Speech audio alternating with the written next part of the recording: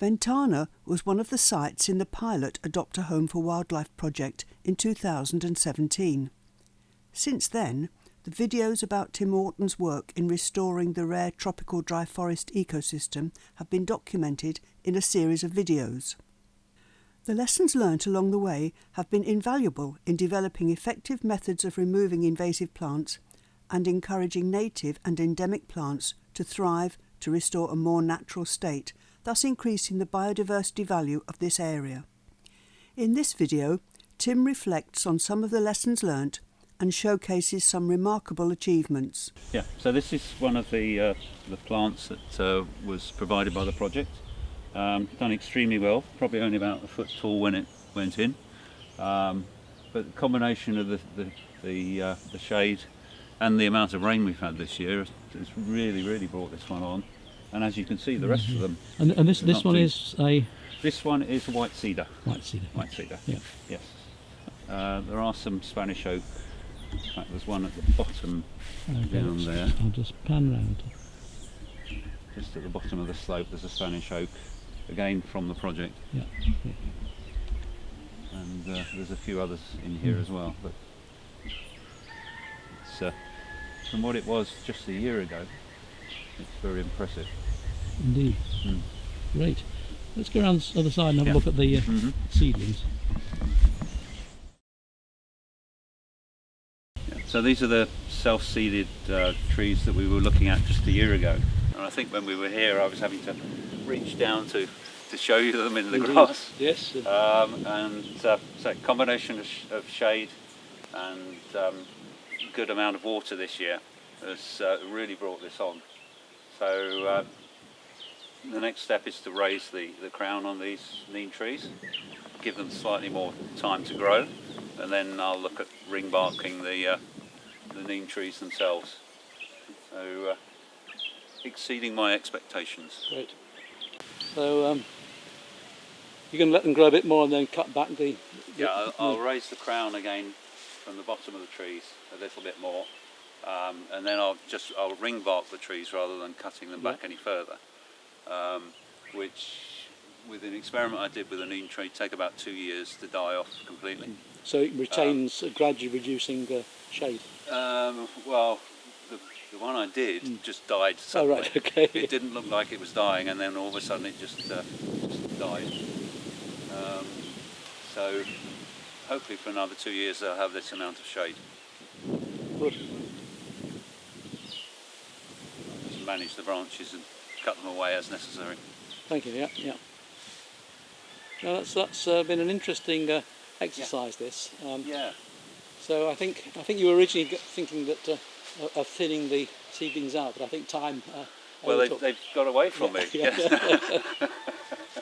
Yeah, I don't think I've got that option anymore. No. So I think naturally they would compete with each other. So I'll just let them do that. Efficient composting to get organic material into the soil is something Tim has thought about, and at Tim's suggestion the project is providing a small portable shredder which can be used by adopters to speed up the composting process. I think just about everybody's got something like this in their garden. This is where all of the old palm leaves go, because they don't decompose very well. But what I've found is, right at the bottom of the pile after several years, you get some wonderful mulch. And if that's spread on top of the soil, it does decompose more. So it needs a number of years to decompose in that situation. So shredding them will probably increase the speed at which they decompose. Yeah. Yeah. So we need to discover a sort of leaf shredder, really. That's what a frond shredder. Yeah, I think the smaller shredder would do. It doesn't have to be large branches. No. But it would be useful if it could take the larger coconut leaves. Yes, and be portable so that you bring it to the waste. But coconut leaves you can split easily. So it just needs a machete in the middle. Yeah. You can split the whole thing in half.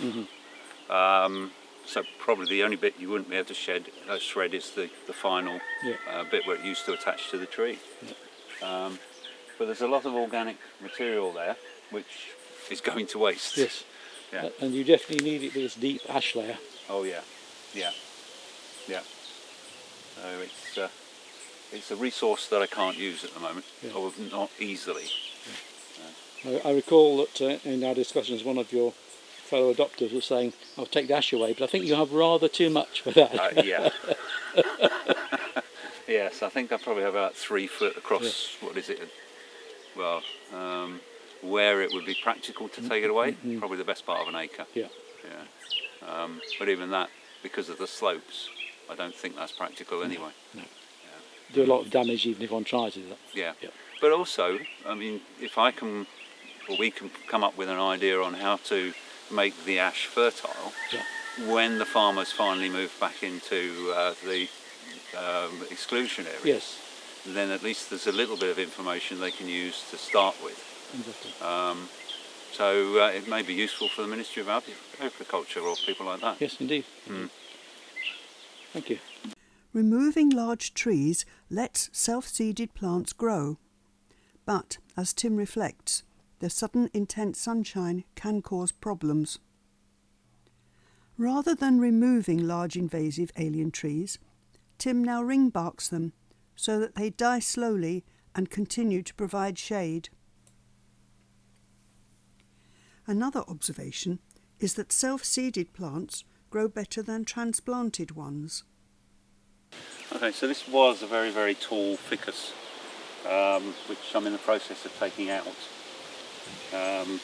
Again, when you look underneath it, there's a lot of natives seeded themselves because the gardeners couldn't get in here to weed whack. In fact, there wasn't much of a need to weed whack. So it'd be interesting to see how much of this carries on growing. There's obviously a lot of weeds in here as well. But the one thing I have noticed is that the cedar that seeded itself, I'm not sure if this is a white or pink cedar, it didn't like the sudden introduction of sunshine. Yeah. So I'm keeping my fingers crossed for that one. But hopefully once this is gone completely, this will take off along with its baby brother down there. Soil analysis to understand why some plants thrive and others do not is another suggestion from Tim that could help with the restoration. So here we have a fairly extreme case of leaf yellowing. This is Ligum vitae from the project.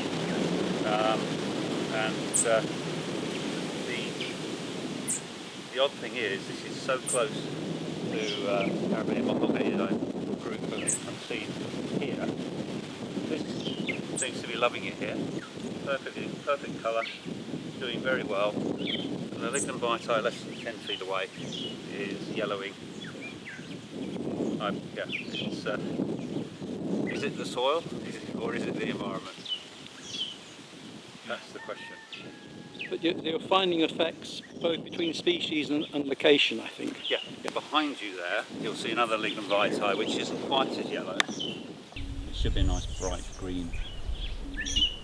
Soil analysis has established that the ash is highly alkaline, making Tim's success so far even more remarkable and giving clues as to how to achieve even better results. Areas where tropical dry forests develop are subject to drought. For example, 2019 was a difficult year. Tim has developed ways to get water to the roots and discovered that using tap water is not good. If you look at the forest at the moment, all the leaves are sort of drooping down, they're all sort of crinkled. There's some trees that are actually put fresh leaves on which are now brown and hanging down, so I think it's probably the worst situation we could have had with a lot of rain and then absolutely nothing. Then it's a case of keeping hold of them, because the other thing I found is they don't like tap water. Watering them with tap water doesn't seem to do them any good at all. So you need rains? As soon as it rains they brighten right up. But watering them with tap water, they just seem to ignore it. And I've tried watering the surface, and I've tried putting tubes down into the soil, to take the water down to the roots. But it's interesting. I wonder what they do to it, because I mean the tap water here is rainwater, not far removed. it is actually treated in a small extent, but I don't know what it is. But you know, I can chuck buckets of tap water on it, and one small shower of rain, and it looks much better than it does after those buckets of tap water. So I have no idea why. The walkways dug out of the steep slope near the house slow the water flow down, and this has been very effective in getting more water to the plant roots. So what I'm trying here is literally just to slow the water flow down to get a bit more water into the ground rather than holding as much as possible. Here it's mostly mahogany seedlings that are in the area, which hopefully will retain its moisture slightly better. Tim knows that an ecosystem restoration of this magnitude is a long-time project, and the work on this important site will continue into the future. One needs to be a little bit patient and wait for the natural variations of the season to make things happen. Yeah, well, it's a long-term project. Yes. It's not it's not going to happen in 3-4 years. It's sort of 10-15 years is the total idea of it. Could you give an outline of what you're trying to achieve here and how it's going on? Well, I think this is very much a long-term project. And what I'm trying to do is remove as many of the invasive species as I can, and then reintroduce the native species, not directly around the house, but further away from the house. So as far as possible, I return it to a pristine environment. But that's, I think, a very, very long-term project. Well, everything is long-term with tropical dry forests because it grows so slowly, because it is dry.